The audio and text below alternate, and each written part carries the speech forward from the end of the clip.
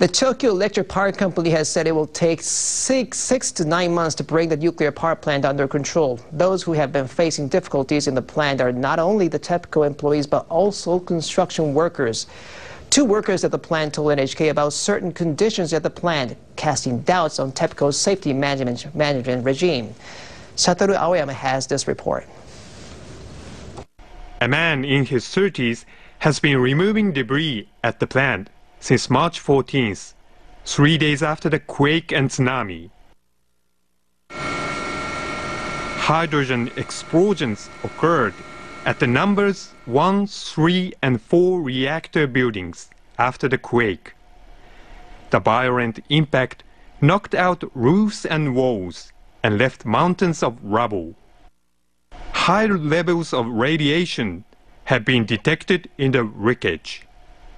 It was the man's first experience of working at the nuclear power plant.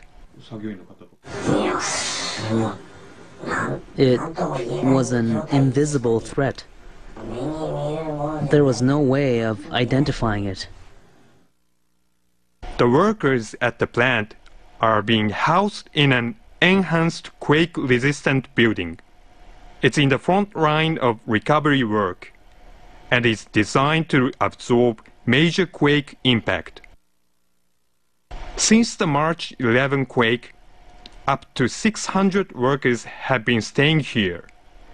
They sleep in a meeting room, in corridors, and other places. Each is given only one blanket. I couldn't rest. Far from it. There were about 10 aftershocks. Sometimes breakfast and lunch were the same. 20 crackers, 1.5 liters of bottled water. That's all. The president of TEPCO referred to safety control measures at the Diet session on Monday. Basically, workers' health and safety are our top priority. We've made sure that work is carried out with that in mind in all places. But another man in his 50s doesn't feel secure working in the plant. He says TEPCO didn't brief him even once on radiation releases or protective measures. Heavy machinery operators like us know nothing about radiation. We had no idea how much radiation we would be exposed to or how much of it would stay inside our bodies in the years to come, and what effect that would have. Every worker should have been given a radiation monitoring device, or dosimeter. But the man says he wasn't given any kind of device while working at the plant in late March. Each worker was given a dosimeter early on.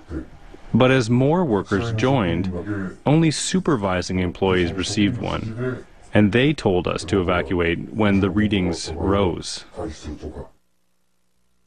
TEPCO said that since April 1st, every worker has been provided with a dosimeter. The man says that he was so uncomfortable wearing a protective mask that he almost took it off. It was too tight. I had trouble breathing after wearing the mask for only 3 hours. I loosened it when my face turned red. But I kept worrying, wondering if I was okay while I was working. An expert on the work environment warned of serious health hazards unless sufficient protective measures are taken, even in an emergency. TEPCO needs to educate workers about safety control for radiation and health management. Otherwise, there will be confusion. Evacuated residents will make brief visits to their homes in the future. They also need to be instructed on how to protect themselves from radiation exposure. The workers at the plant are dedicating themselves to the recovery work. One of the workers says he is determined to carry on with the work, despite anxiety about explosions. I'm terribly worried. I'm not even sure I'll leave here alive.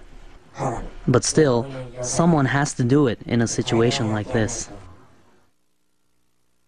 The workers in the plant are now struggling to stabilize the situation to stop a huge release of radioactive substances. Satoru Aoyama, NHK World, Tokyo.